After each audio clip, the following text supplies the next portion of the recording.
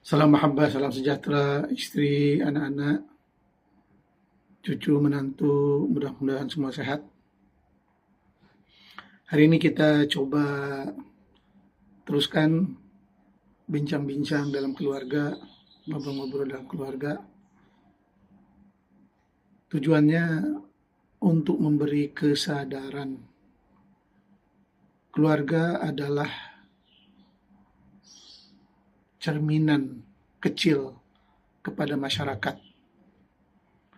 Kita coba mendidik diri, mula dari diri sendiri, kemudian keluarga, dan keluarga terdekat, dan keluarga terdekat, menjadi masyarakat, menjadi kampung, halaman, menjadi daerah, menjadi wilayah, negara, dan seterusnya. Kesadaran ini perlu terus diingatkan, dibimbing, selalu rajin berpesan, bernasihat yang baik-baik. Maklum, manusia seperti dalam nama Arabnya, wa ma summiyal insanu illa linasihi, wa ma summiyal insanu illa linasihi. Disebut manusia sebab selalu lupa. Insan, akar katanya nasaya, anasa, anisun, insiyun. Begitulah dibalik-balik. Jadi entah secara kebetulan atau tidak, manusia memang selalu lupa. Insan. Tapi pada masa yang sama, manusia, anisa, anasa, anisun, adalah yang menghibur, mengisi kekosongan dunia. Walaupun dunia ini dari dulu ada penghuninya, planet ini dari dulu ada penghuninya, tapi bumi, planet bumi, dunia ini mula ramai, ada sejarah, ada peradaban, ada kemajuan setelah adanya manusia, terutama manusia yang berakal. Al-insanul aqil. Hari ini kita bisa melihat sejarah perkembangan manusia, yang mana terdapat macam-macam manusia kuno, Neanderthal, Homo sapien, Homo erectus, dan lain-lain lagi. Dan ini kajian sains. Kita bisa melihat dalam image Google, at-tatawur al-bashari, perkembangan manusia, at-tatawur al-insani, perkembangan manusia. Ataupun pergi lebih jauh lagi, tatawur at-tabi'ah, syajarah tatawur at-tabi'ah, pohon perkembangan alam, pohon perkembangan kehidupan. Begitulah hari ini sains, ilmu pengetahuan terus maju, dan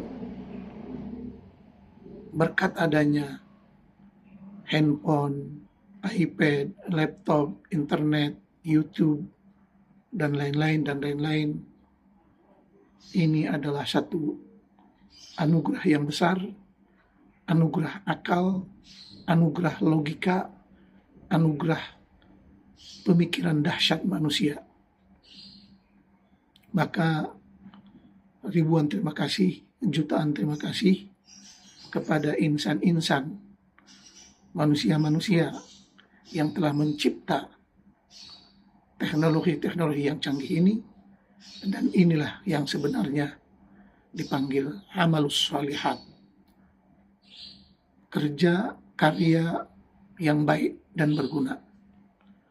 Wa khairun nasi anfa'uhum linnas, sebaik-baik manusia adalah yang memberi manfaat kepada manusia lain.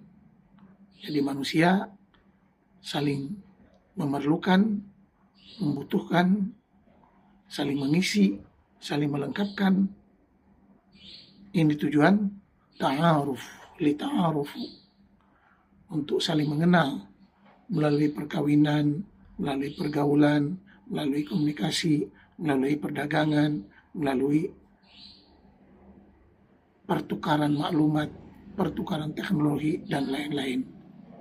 Inilah indahnya ta'aruf, saling mengenal. Bukan saling membenci, bukan saling mengejek, bukan saling menindas, bukan saling menghina.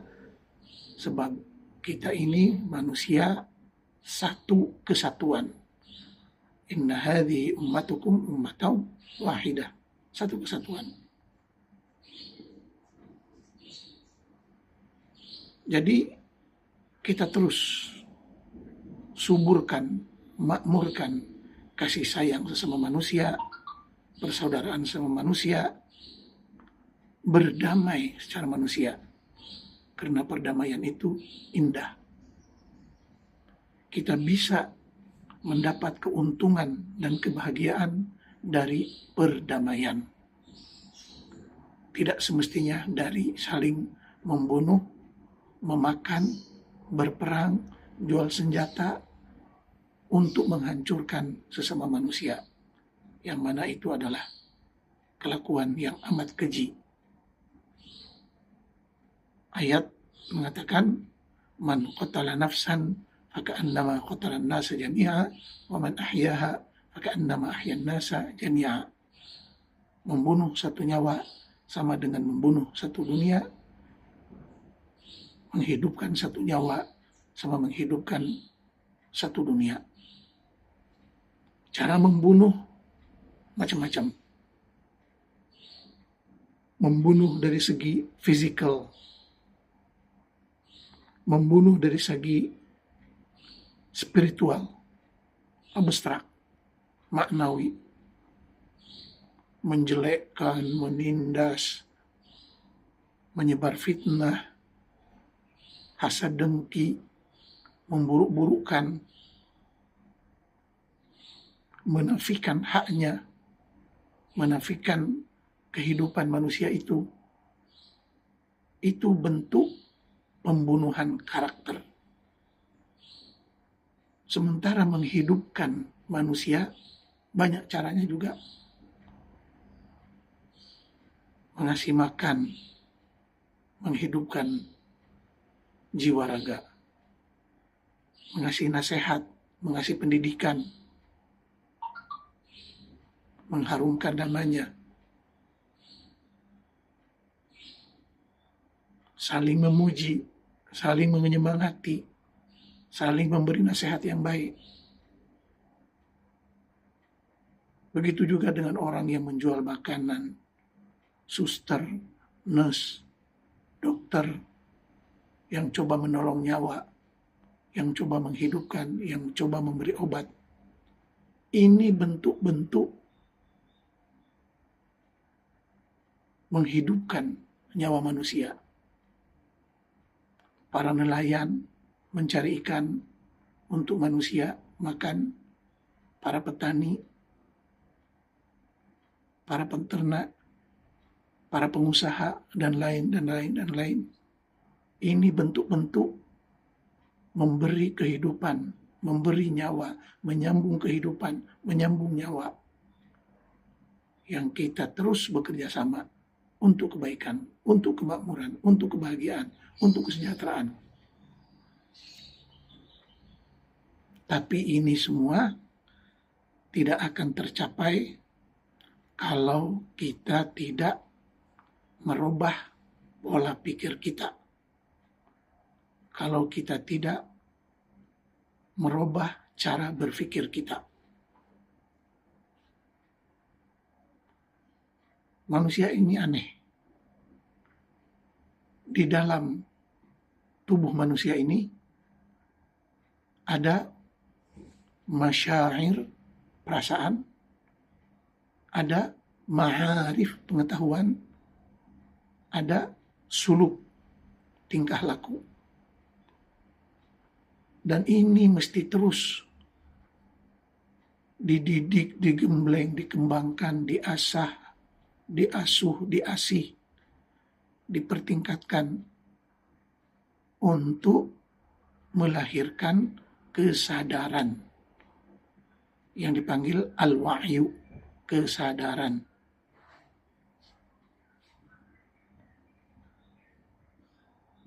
Ini juga dapat ditemukan karena adanya bentuk-bentuk pola pikir yang bagus, pola pikir yang maju, pola pikir yang matang.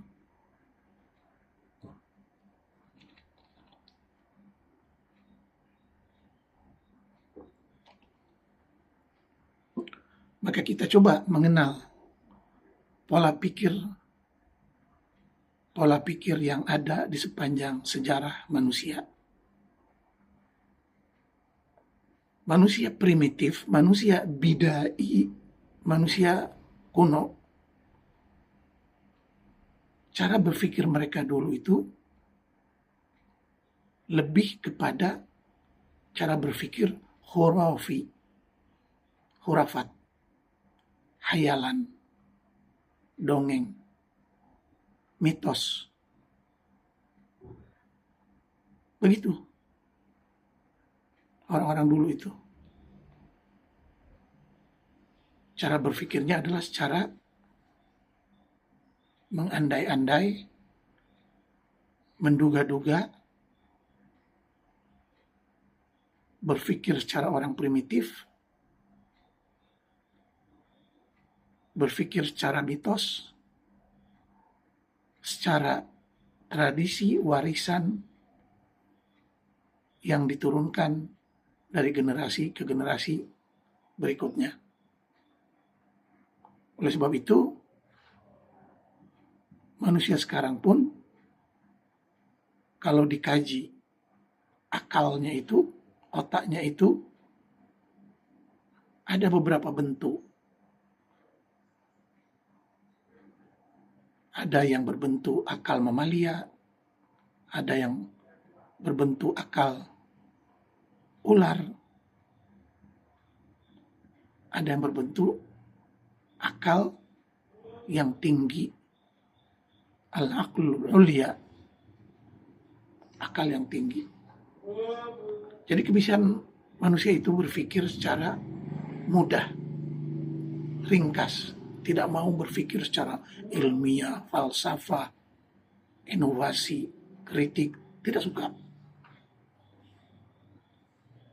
Oleh itu, manusia-manusia dahulu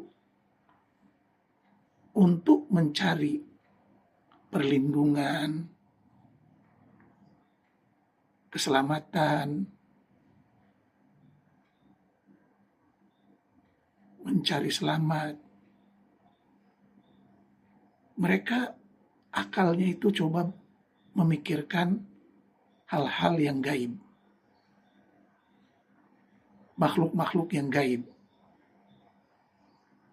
yang bisa dijadikan pegangan, yang bisa dijadikan sandaran hidup. Maka muncullah di kepala mereka bentuk-bentuk dewa, bentuk-bentuk Tuhan, bentuk-bentuk malaikat, semuanya makhluk gaib.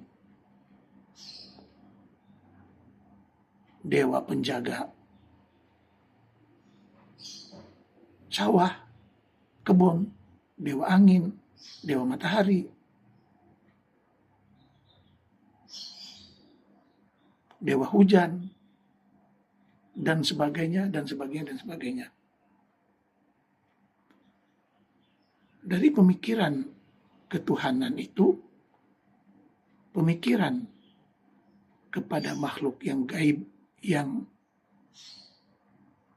maha kuasa, timbul dari masyarakat primitif yang memerlukan perlindungan. Karena manusia ini sebagian dari binatang yang hidup, yang ada di muka bumi. Bahkan manusia ini sebenarnya tamu baru berbanding dengan makhluk-makhluk,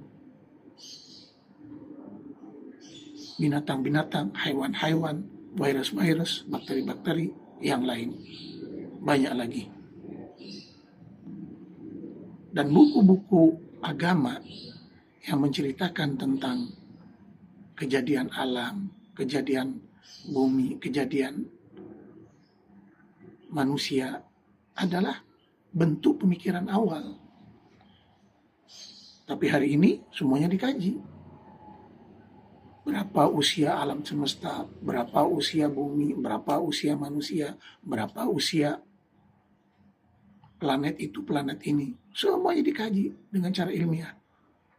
Dan tidak lagi menggunakan tahun biasa, tapi menggunakan tahun sinar.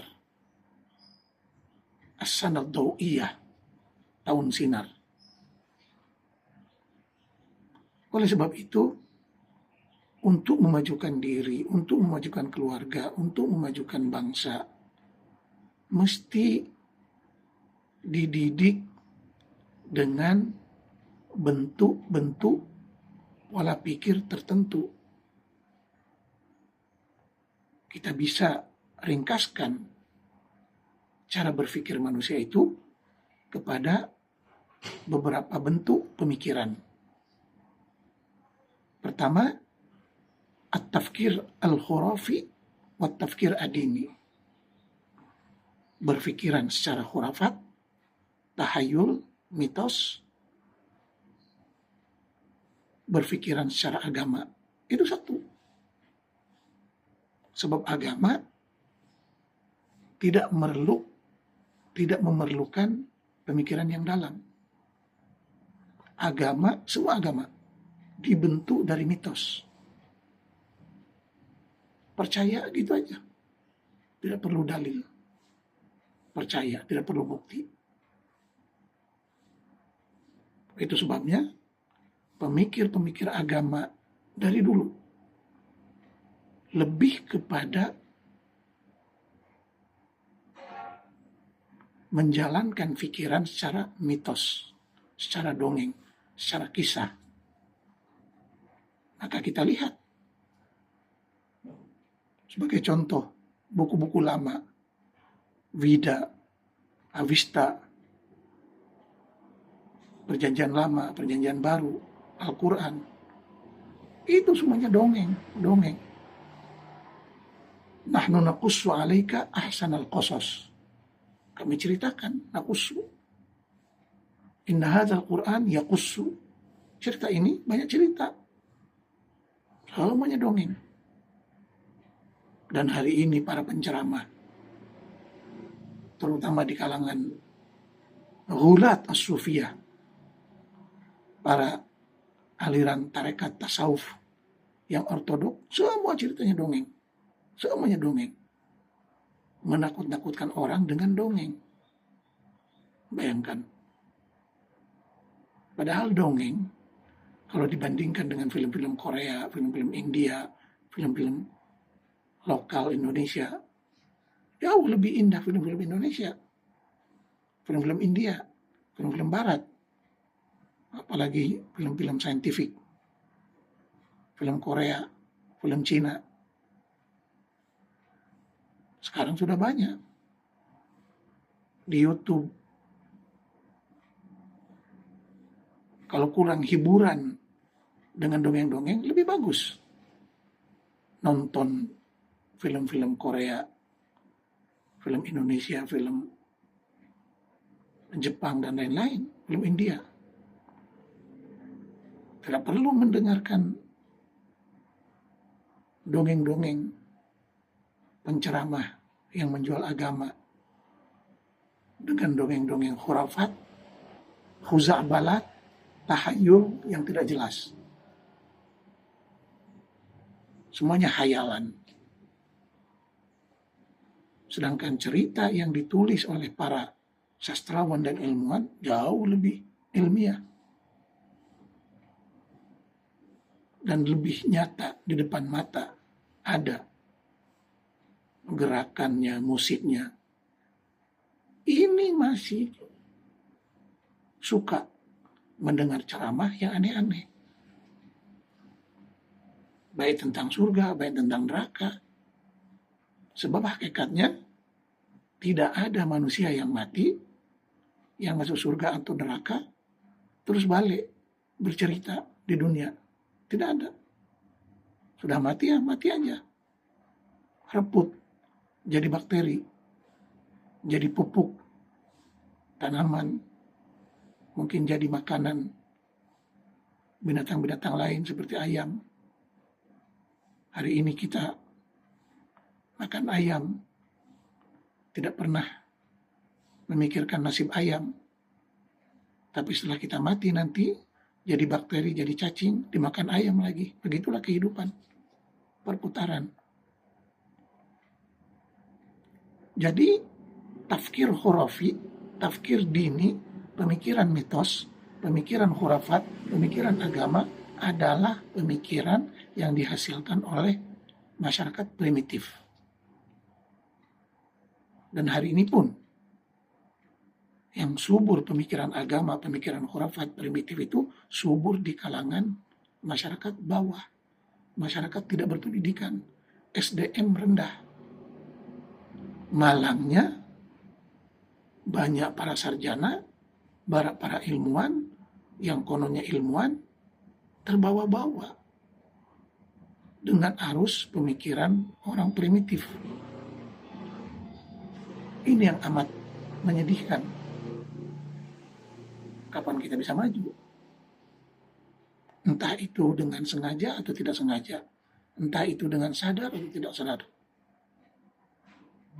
Agama, pemikiran agama selevel, setaraf sama dengan pemikiran mitos, pemikiran khurafat, pemikiran khuza'balat, dongeng-dongeng belaka.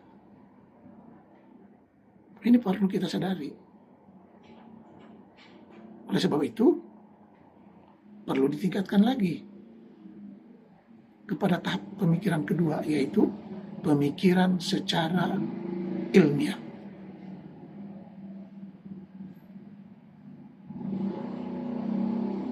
Contoh, kita baca Quran, tapi bukan sekadar dibaca, perlu dipahami. Perlu dipahami.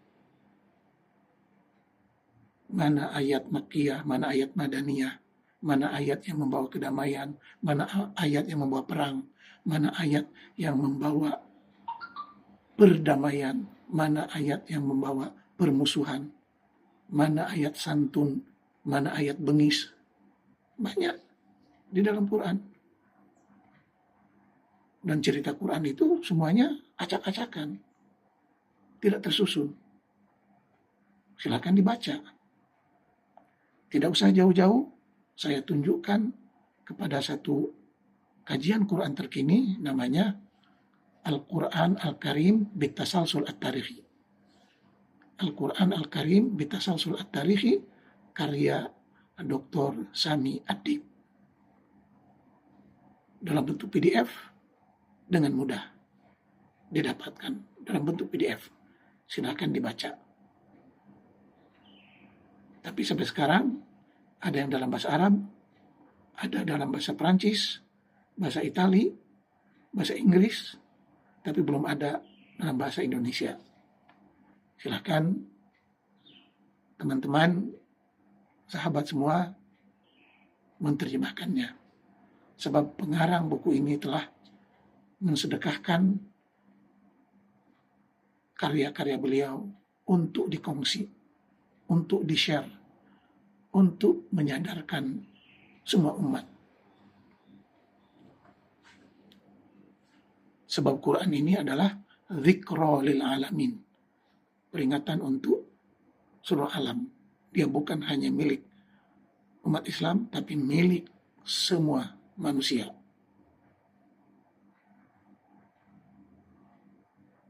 Seperti mana Allah Rabbul Alamin, Nabi Muhammad rahmatan lil alamin, begitulah Quran pun dzikra lil alamin.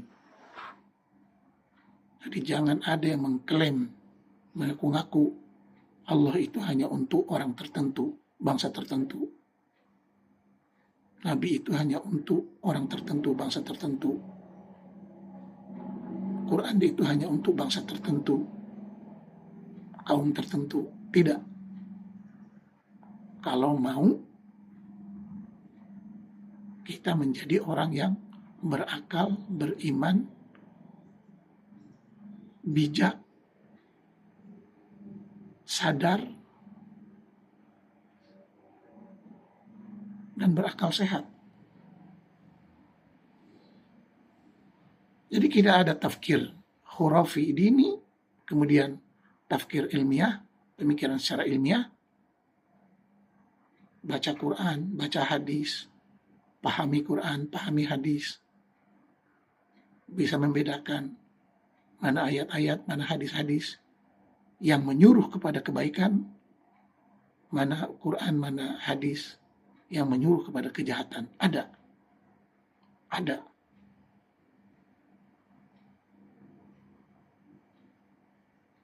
Contoh, dalam Quran ada ayat la ikraha fid din. Tidak ada paksaan. Lakum dinukum waliyadin. Bagimu agamamu, bagiku agamaku. Faman syaa falyu'min wa man syaa falyakfur. Siapa yang mau beriman, beriman. Siapa mau kufur, kufur. Nggak usah ikut campur. Tidak perlu ikut campur hal pribadi orang.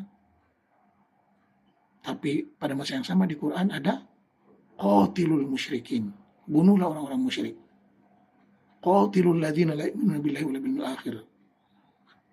Bunuhlah mereka yang tidak beriman kepada Allah dan hari akhirat. Bahkan ada ayatus saif, ayat pedang yang mengatakan fa idzan saraqal ashurul hurum faqtulul musyrikin. Kalau habis bulan hurum, bunuhlah orang-orang musyrik. Ini ayat-ayat bengis. Makanya Muslim bengis, Muslim beraliran bengis, partai Muslim beraliran bengis, tidak bisa disalahkan. Mereka mangsa kepada ayat-ayat ini. Dalam Quran ayat santun ada, ayat bengis pun ada. Dan perlu kepada pola pikir yang ilmiah untuk membedakan ayat-ayat yang santun dengan ayat-ayat yang bengis. Dan kita mesti menyesuaikan dalil dan ayat ini sesuai dengan perkembangan zaman.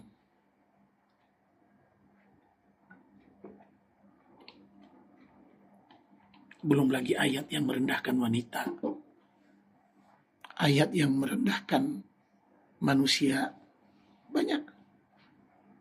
Dan ada juga ayat yang memuliakan manusia. Walaqad karramna bani Adam. Begitu juga dengan hadis.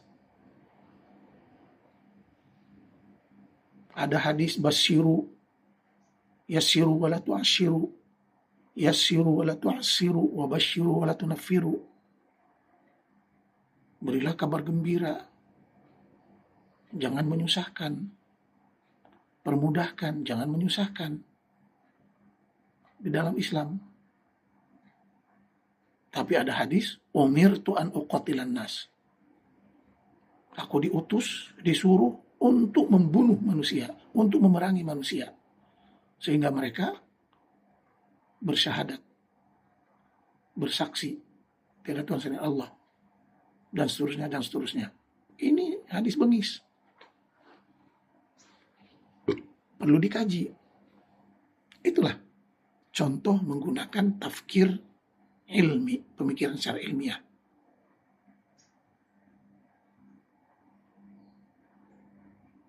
Seperti ulama Islam dulu kalau ditanya, kenapa apel, kenapa buah apel bisa jatuh dari atas ke bawah? Jawabannya, itu takdir Allah. Kenapa buah bisa jatuh ke bawah? Itu takdir Allah. Kenapa itu bisa berlaku begitu? Itu takdir Allah. Itu kuasa Allah. Habis. Kalau semuanya dijawab takdir, kuasa Allah, tidak ada perkembangan. Kalau ditanya itu ini, Allahu a'lam. Hanya Allah yang tahu.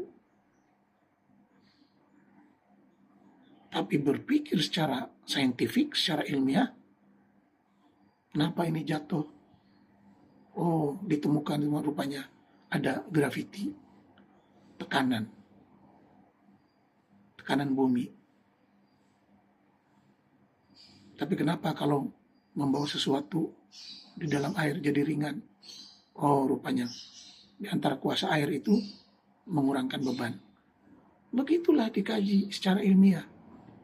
Bukan semuanya kuasa Tuhan. Takdir Tuhan yang menjadikan muslim beku, jumud. Ada akal tapi kosong. Ada akal tapi tidak ada kreativitas. Makanya pemikir-pemikir dulu berkata bahwa agama ini adalah bius, afyun. Agama itu adalah bius, pembius. Bahkan lebih bahaya dari narkotik. Kalau narkotik ada masa ampuhnya dan tidak ampuh. Tapi dengan doktrin agama, dia bisa membunuh orang atas nama agama, membunuh diri atas nama agama, membunuh orang tua atas nama agama, membenci orang tua atas nama agama. Seperti yang diceritakan dongeng dalam cerita-cerita Nabi. Dongeng. Nabi Ibrahim membenci ayahnya karena berprofesi membuat patung. Padahal dari pembuatan patung itulah membesarkan keluarga. Tapi Ibrahim tidak menghargai profesi ayahnya. Bahkan mendurhaka kepada ayahnya. Tapi itu dongeng. Yang menjadi kepercayaan pada umat Islam. Musa dibesarkan oleh Fir'aun. Ceritanya begitu. Musa dibesarkan oleh Fir'aun. Tapi dengan berlalunya waktu, Musa pula yang melawan Fir'aun. Walaupun itu dongeng. Tapi seharusnya diambil pengajaran yang lain. Masa orang yang telah berjasa, membesarkan, memungut dari sungai, takut dibunuh, dibesarkan, udah besar malah membangkang. Di mana nilai kemanusiaannya? Itu sebab cerita-cerita Nabi, cerita-cerita para anbiya mesti dikaji ulang. Sebab itu cuma dongeng. Ada nilai positif, ada nilai negatifnya. Dari pemikiran khurafat diniyah, pindah ke cara berpikir ilmiah, pindah kepada cara berpikir secara filsafat. mengkritik, berdebat, itu bagus. Kritik, berdebat untuk mencari solusi yang terbaik, untuk mencari jalan keluar yang terbaik, untuk mencari penyelesaian yang terbaik. Bukan malah jotos-jotosan, bukan malah pukul-pukulan. Hujah lawan dengan hujah, dalil lawan dengan dalil. Kata Quran, "Qul hatu burhanakum in kuntum shadiqin." Tunjukkan buktimu kalau kamu benar. Jadi perlu. Dan dari perdebatan inilah akan memajukan bangsa. Sebab ada pepatah, al-alamu yataqaddamu bisyak wa la yataqaddamu bil yaqin. Dunia akan maju dengan keraguan, bukan dengan keyakinan. Kalau yakin, udah percaya gitu aja, tidak ada perubahan, habis, tidak ada kemajuan. Makanya peradaban, agama, lain-lain yang tidak berubah, dia akan mati. Agama yang hidup adalah agama yang maju dan berkembang. Pemikiran yang maju adalah pemikiran yang maju, berubah dan berkembang. Begitu juga dengan menciptakan mobil, laptop, dan lain-lain. Semua ciptaan yang pertama, gini, difikirkan lagi, mungkin gini lebih baik, dibincangkan lagi, mungkin gini lebih baik, didebatkan lagi, mungkin gini lebih baik, maka muncullah ciptaan-ciptaan yang terbaik. Mobil, motor, pesawat, lain-lain. Hasil pemikiran, filsafat, kritik, debat, yang kemudiannya membawa kepada pemikiran inovasi, kreatif. Jadi ciptaan-ciptaan kipas, lampu, alat-alat teknologi, roket, itu dan ini, itu hasil pemikiran manusia yang terus berkembang. Makanya pada masa bangsa maju, negara maju, menciptakan alat senjata yang canggih-canggih yang dikendalikan oleh satelit, kita umat Islam masih berperang, naik kuda, pakai pedang, pakai panah, pakai lembing, apa-apaan. Dan semuanya diserahkan pada Allah. Akhirnya kita terus kalah. Sebab kalau mau maju, kalau mau hebat, kalau mau kaya, mesti menggunakan cara-cara berpikir yang ilmiah, berdebat, cara-cara berpikir yang kritik.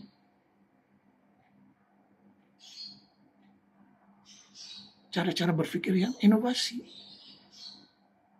Dan hari ini banyak contoh-contohnya. Oleh sebab itu, adakah kita mau berubah atau rebah? Adakah kita mau maju atau mau mundur? Kehidupan ini terus maju. Sedangkan semua agama menganjurkan kita mesti melihat ke belakang. Hadis pun gitu, dari terus ke belakang, 1400 tahun ke belakang. Makanya umat Islam sebagai mangsa kepada ajaran Badawi 1400 ke belakang, 1500 tahun ke belakang, jadi mangsa kepada ajaran terus mundur. Inilah berlakunya terus konflik batin, konflik lahir batin, yang mana Muslim hari ini dari satu segi dituntut untuk berkembang sesuai dengan perkembangan zaman ke depan. Pada masa yang sama, agama menyuruh kembali ke salaf, kembali ke belakang, kembali ke Arab Badawi 1400 tahun ke belakang. Ini yang mesti kita pikirkan. Makanya lahir hari ini pemikiran-pemikiran Islam hadari, Islam modern, Islam cute, Islam liberal, Islam sekuler, dan lain-lain lagi. Bagus.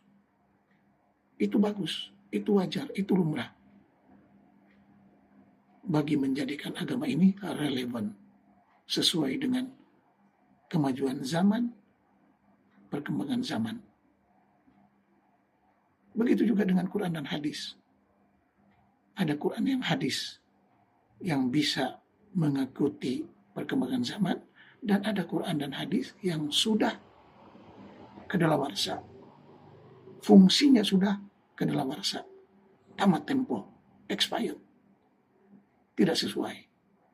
Dan ini lumrah kehidupan. Moga bermanfaat. Selamat maju jaya, dan terus kita maju untuk kemakmuran, untuk kesejahteraan, untuk mengejar ketertinggalan dari bangsa-bangsa yang sudah maju ratusan tahun ke depan. Wassalam.